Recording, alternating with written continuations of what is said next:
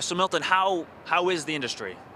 Really healthy. We just released numbers at this event that tell us that the graphic novel business is bigger than it's ever been, and that's one of the exciting things about this show because New York is the center of the book publishing business and the center of book publishing. And the periodical comics were up last year a lot also, so times have never been better in the comic business. And what are your expectations for this show this year? This show is going to be substantially larger than last year. I think it's going to be run a little more smoothly. I think the organizers were so surprised by the passion of the fans last year that they were a little overwhelmed. This year they know what to expect, and so I think it's going to run a lot more smoothly.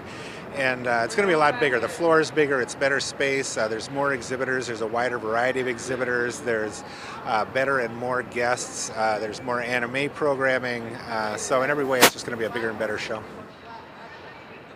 And what trends are you seeing in the industry right now? Well, certainly movies are having a big impact on the comic business. We have 300 coming out in a couple of weeks, so that's important. The manga and anime businesses are both really growing fast. Naruto is just a phenomenon that can't be stopped. There's video game-based titles like Halo and Kingdom Hearts, two different ends of the demographic spectrum. So we're seeing the relationship of other media to comics grow in every way. Mainstream authors coming in. Stephen King's appearing at this show, and who would have thought that that would ever happen even a few years ago? Yeah. And what do you think the biggest asset is for the industry right now?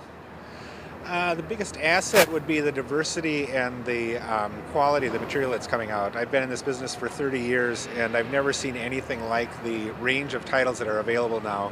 There's stuff for kids, there's stuff for girls, which there hasn't been up until the last few years. There's stuff for adults and teenagers, which have always been the core of the audience.